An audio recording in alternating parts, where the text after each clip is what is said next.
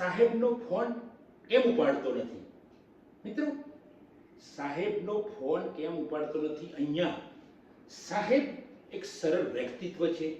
એ સાહેબ કંઈ એમના રોખમાં એમના હોદ્દાની રીતે નહીં, પણ એક સન્માનની રીતે સાહેબનો ફોન કેમ ઉપાડતો નથી એવું એક આસિસ્ટન્ટે બીજા આસિસ્ટન્ટને કહ્યું. સબઓર્ડિનેટ અંદર જે હતા એમને અધિકારી સુપર ક્લાસ 1 હતો.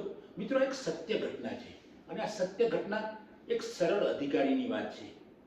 સરળ અધિકારી અદ્ભુત માણસ, દરેકને કોઓપરેટ થાય, પોતાની જવાબદારી ફરજો પણ નિભાવે, એના સબઓર્ડિનેટને જબરજસ્ત મદદ પણ કરે. કોઈ પણ બીમાર હોય, એના અંગત પ્રશ્નો હોય, પણ આ અધિકારી જે હતો, સાહેબ જે હતો, એ ત્યાં પહોંચી જાય અને એના સબઓર્ડિનેટ, એના અંદરમાં કામ કરતા કોઈ પણ વ્યક્તિઓ હોય, એમની ખબર અંતર પૂછે, એમને જબરજસ્ત એમની સેવાની ભાવનાથી એમને મદદ કરે. આવા અધિકારીને એના સબઓર્ડિનેટ અથવા તો એના હાથ નીચે કામ કરતા વ્યક્તિ હોય, વિદ્યાર્થીઓ હોય, યુવાનો હોય, યુવતીઓ હોય, કોઈ મા બાપ હોય, એનો પણ ફોન આવે તો આ સાહેબ, આ અધિકારી, સુપર ક્લાસ 1 અધિકારી એ રાત્રે 12 વાગે પણ લોકોનો ફોન ઉપાડે અને લોકસેવાના કાર્યો કરે. નોકરી સાથે, ધંધા રોજગારી સાથે લોકસેવાના કાર્યો કરે. પણ એકવાર એને એના સબઓર્ડિનેટ, એક વિદ્યાર્થી કક્ષાનો માણસ હશે, એનું કામ પડી ગયું. ત્યારે પેલા સાહેબે વિદ્યાર્થીના રિસેસના ટાઈમે અથવા તો એના સબઓર્ડિનેટના રિસેસના ટાઈમે એને ફોન કર્યો. 3 વાર રિંગ મારી સાહેબે. પેલા સબઓર્ડિનેટ, આસિસ્ટન્ટ અથવા તો એ વિદ્યાર્થી, એને ફોન ઉપાડ્યો નહીં. સાહેબ તો નિખાલસ માણસ હતા, દુઃખ થયું. પણ સાહેબની બાજુમાં એક બીજો સબઓર્ડિનેટ બેઠો હતો. મિત્રો, એને વિચાર આવ્યો કે સાહેબ આટલા નિખાલસ છે, સરળ છે, છતાં પણ પેલો ફોન ઉપાડતો નથી. પેલા વ્યક્તિએ પણ, એ સબઓર્ડિનેટે પણ કહ્યું કે ભાઈ, તારી ભલે બદલી થઈ ગઈ હોય, પણ સાહેબે તને ખૂબ મદદ કરી છે. તું ગમે ત્યાં હોય, ગમે ત્યાં પહોંચ્યો હોય, એમાં સાહેબનો બહુ હાથ છે, એટલે તું એમનો તારે ફોન ઉપાડવો જોઈએ. પેલો કંઈ માનતો નથી, સામેથી ફોન કરતો નથી. મિત્રો, સાહેબને સહેજ પણ દુઃખ થતું નથી. પણ હવે આ સત્ય ઘટનામાં આપણને ક્યાંક ક્યાંક વળાંક આવે છે. હવે જ્યારે પેલો સબઓર્ડિનેટ જે ફોન ઉપાડતો નહોતો, એ લગભગ ક્લર્ક કક્ષામાં નોકરી કરતો હશે, વિદ્યાર્થી હશે આપણે માનીએ. આ ઘટના સાથે ઘણા બધા વ્યક્તિઓ જોડાયેલા છે. જોગાનો જો બનાવ એવો બન્યો કે જે પેલો ક્લાસ 1, સુપર ક્લાસ 1 અધિકારી હતો, એ દરેક જગ્યાએ એક્સપર્ટ, ક્યાંય ને ક્યાંય જવાનું હોય ને. હવે જે પેલો એનો સબઓર્ડિનેટ હતો, એનું જે પ્રમોશનનું ઇન્ટરવ્યુ આવ્યું ક્લાસ 2નું, ત્યારે આ જ અધિકારી બેઠેલા અને ત્યાં આગળ 5-6 જણ પેલા ક્લર્ક કક્ષાના આવેલા. એમાં પેલો ભાઈ પણ આવ્યો. એ પહેલા જ દોડીને સાહેબને જોઈ ગયો, એમના પગમાં પડી ગયો અને સાહેબ નમસ્કાર, કેમ છો, એમ છે.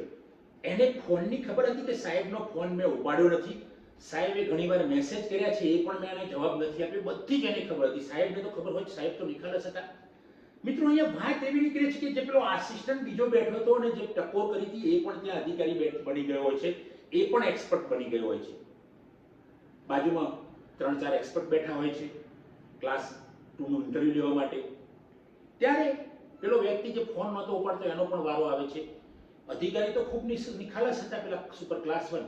એ એમના મન ઉપર, હૃદયમાં કંઈ પેલા પ્રત્યે નફરત નહોતી, પણ પેલાને યાદ હતું. બાજુમાં જે પેલો આસિસ્ટન્ટ પહેલા હતો, સબઓર્ડિનેટ હતો, એ પણ અધિકારી બની ગયો હતો, એને યાદ હતું. એને કીધું કે ભાઈ, તે સાહેબનો ફોન નહોતો ઉપાડ્યો. પેલો આમ કેવી ગમગીનીમાં છવાઈ ગયો, હૃદય ગદગદ થઈ ગયું, પસ્તાવાની વેદના એના ચહેરા પર દેખાવા માંડી, શરીર પાણી પાણી થઈ ગયું. અધિકારી સાહેબ પણ ના બોલ્યા, જે મેં જેનો ફોન નહોતો પડ્યો અધિકારી, પણ પેલા યાદ દેવડાયું. એને ખૂબ દુઃખ થયું. 5-6 જણા ઇન્ટરવ્યુ આપવાના હતા, એમાંથી 3 જણ લેવાના હતા. મિત્રો, અધિકારીએ કઈ રોલ ભજવો નહીં, પણ પેલો જે બાજુનો જે અધિકારી કે જે પેલાના કક્ષાનો સબઓર્ડિનેટ પેલા હતો, એને રોલ ભજવ્યો. અને એ રોલ શું ભજવો એ આપણે જાણી શકીએ છીએ. મિત્રો, ક્યારેક મને પણ એવું થાય છે કે મારા ગુરુજી, મારા અધિકારીઓ કોઈ પણ હોય, અથવા તો મારા મોટા ભાઈ, મારા પરિવારજનો કદાચ રાત્રે 12 વાગે ફોન કરે અને જો કદાચ વાઇબ્રેશન મોડ ઉપર હોય, તો એ વાઇબ્રેશન મોડ ઉપરથી હું ફોન ખબર ના હોય અને હું કીધું તો પહેલા જ જોઉં ફોન, તો કોઈ પણ હોય એને ફોન કરી દેવાનો. કારણ કે કોઈ મુશ્કેલીમાં હોય. હવે પેલા અધિકારીએ એટલા માટે ફોન કર્યો હતો કે અધિકારી એ રસ્તા પર જતા હતા અને પેલા સબઓર્ડિનેટ જે હતા એનું ગામ હતું ત્યાં નજીકમાં, અને ત્યાં રહેતો તો એમને ખબર હતી, અને એમની ગાડીનું પંચર પડ્યું હતું. મિત્રો, આવી ઘણી ઘટનાઓ, કારણ કે પેલો તો સતત માણસ મદદમાં રહેતો હતો, પણ પેલાને એમ કે હવે મારે સાહેબને શું આજે મારી તો બદલી થઈ ગઈ. એટલે બદલી થાય છે જગ્યાથી, હૃદયમાંથી બદલી થતી નથી, મનમાંથી બદલી થતી નથી. અને આ સંબંધો એ આજીવન કામમાં આવે છે. સંબંધમાં ક્યાંય પૈસો લેવાદાર નથી, સંબંધમાં ક્યાંય સ્વાર્થ નથી, સંબંધમાં ક્યાંય લેવડ દેવડ નથી. એ તો માત્ર પ્રેમ છે. તો હું તો એવું કહું છું કે જ્યારે ફોન તમારા પર કોઈનો આવ્યો હોય, તમે બીજી હોય, મીટિંગમાં હોય, ક્યાંય કોઈ જગ્યાએ રોકાયેલા હોય, એ વખતે ના કરો.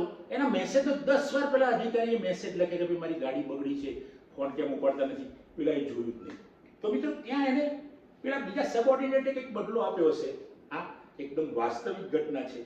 તો મિત્રો, આપણે પણ ધ્યાન રાખીએ કે આપણા પરિવારજનો, આપણા મિત્રો, આપણા સંબંધીઓ, આપણા ઓફિસના કર્મીઓ ક્યારેક ફોન કરે, કદાચ આપણે વાઇબ્રેશન મોડ ઉપર હોય, ના ઉપાડી શકીએ આપણે કંઈક કામ, પણ પાછળથી તો એને ફોન કરીને કહેવું પડે, કેમ ભાઈ આપનો ફોન હતો, તમારે મેસેજ વાંચવા પડે. ફોન ન ઉપાડવો એ આજના જમાનામાં ખૂબ દુઃખની બાબત છે, વેદનાની બાબત છે. કારણ કે આજના જમાનામાં કોમ્યુનિકેશનનું સૌથી અગત્યનું સાધન છે ફોન. અને જો તમે ફોન ના ઉપાડો તો સામેની વ્યક્તિને બહુ મુશ્કેલી પડે છે, ક્યાંક ફસાઈ ગઈ હોય તો નીકળી ના શકે. એટલે મિત્રો, આ ઘટના પરથી આપણે સમજી શકીએ છીએ કે આજે ફોન પછી વ્યક્તિ એવું કહેશે કે ભાઈ હું તો બહુ બીજી હતી. કેવી રીતે બીજી? 24 કલાક માણસ બીજી નહોતી રહેતો. આપણા વડાપ્રધાન મોદી સાહેબ હોય, આપણા રાષ્ટ્રપતિ દ્રૌપદી મુર્મુજી હોય, કોઈ પણ ભૂતકાળના આપણે જોઈશું, ડૉક્ટર બાબા સાહેબ આંબેડકર સતત કામ કરતા હતા, વિવેકાનંદ સતત કામ. પણ પબ્લિક જાય, ગાંધી બાપુ કોઈ પણ જાય તો એને મુલાકાત આપતા હતા. એમને ટાઈમ નહીં હોય, એમની જોડે પણ 24 કલાક હતા, છતાં પણ એ સૌને મુલાકાત આપતા. ગાંધી બાપુ તો દરેકને પત્ર લખતા, આંબેડકર દરેક જોડે સરળતાથી ભળતા હતા, એમને ટાઈમ આપતા હતા. એટલે મિત્રો, સમયના બાના ખોટા છે. 24 કલાક માણસ ક્યારેય બીજી રહેતો નથી. એટલે મિત્રો, કોઈનો ફોન ઉપાડવો એ ખૂબ જરૂરી છે.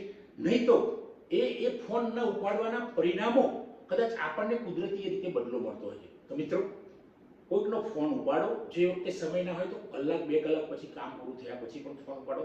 બસ આટલી મારી વિનંતી છે. જય હિન્દ, જય ભારત.